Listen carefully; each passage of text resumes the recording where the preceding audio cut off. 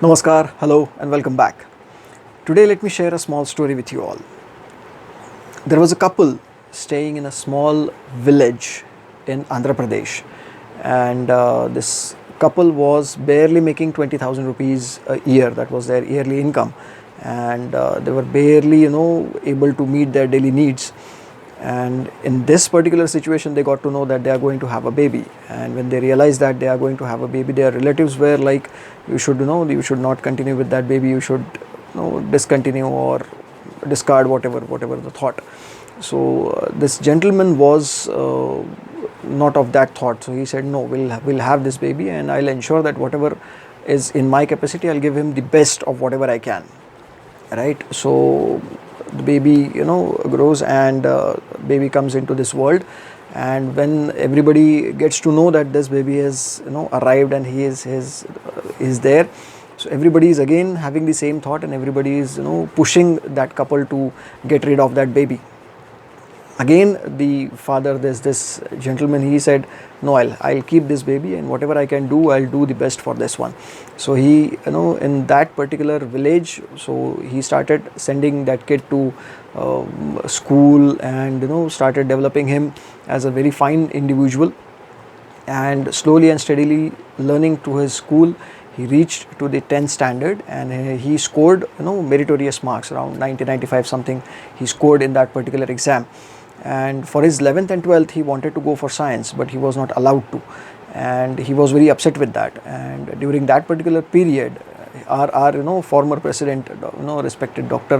APJ Abdul Kalam, was the president of our country, and he was visiting the village, the district place of that particular village. So his school was also invited, so he was very much excited to go there and listen to what Kalam Sahab has to say. And he went there along with his faculties, and he was there. And we all know that Kalam Sahab is fan of interacting with kids, so he gave an opportunity to the kids that if anybody has any questions, they can definitely ask me. And this boy stood up and he said, "Sir, I want to ask you a question." So Kalam Sahab said, "Yes, if you have any questions, please ask." So he said that I have passed my 10th with flying colors, 1995 I have scored, and I want to go for science, but the education board is not allowing me to go for science. So what should I do? Being a president of this country, can you help? So Kalam Sahab said that yes, I can definitely help you.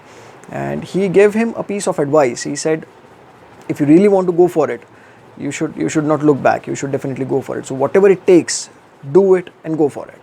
So that was the piece of advice that he gave. And this boy said, "Okay, fine, I'll do that." After coming back, he inquired that why education board is not allowing him. He identified the reasons, and he filed a case.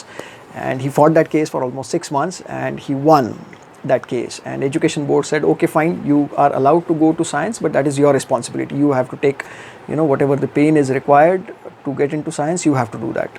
Boy said, "Okay, fine, I'll do that." He studied his 11th and 12th in science, scored 96% in 12th. And then he again came back and he said, "Now I want to study in the best institutions of this country." So he started preparing for IITs, and even the coaching centers were not allowing him to get into their centers. So they were saying that it is not possible for you, you cannot do that. And he was quite upset, and he said, "Okay, fine, if the best institution of this country is not allowing me to get into, then I'll prepare for the best institution of this world, and I'll go for that." And he prepared for MIT, that's Massachusetts Institute of Technology, and he got selected there. He went there, he appeared for the engineering that he wanted to pursue. He was there for almost he got selected for 4 years course, but because of his talent and because of his work, he was able to finish it in 3 years. And he submitted his paper, and after getting out of MIT, all the top brands and the top companies of the world were offering him job. And he was like, he said, "No, I belong to my country, and it is my responsibility that I should go back." So he decided to come back, and he started working in India.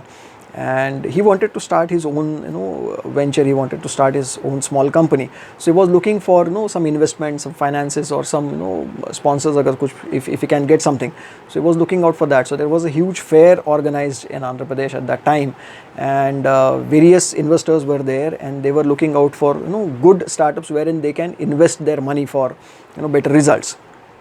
So he was giving his presentation to n number of people, and people were coming and looking out, and one fine businessman came there and he saw his presentation, and he said, okay, this is my card, come to my office and give me the presentation again. So boy said, okay fine, I'll definitely come. And he again prepared his presentation in a very different way. He went to his office, he gave his presentation, and the gentleman, the businessman, said that okay fine, I'll invest in your business. And he started investing, and today that particular company is standing very tall in the heart of Hyderabad city. The company's name is Bollant Industries, and the gentleman who invested into this business is none other than our respected Ratan Tata. And the person who made this company, rather he who ensured that this company comes into existence, is none other than Shrikant Bolla. Now, why he was not enrolled for any for science or for IITs, or even the coaching classes were not ready to accept him, is just because Shrikant Bolla is visually challenged right from his birth. Right, that is the reason his relatives were not ready to accept him. That is the reason his school was not ready to give him science for his 11th and 12th. Rather, the education board was not ready to give him. Even though the IITs or the education, the coaching classes were not ready to accept him as a student also. Right, and in MIT also, he is the first visually impaired student to get enrolled for engineering course.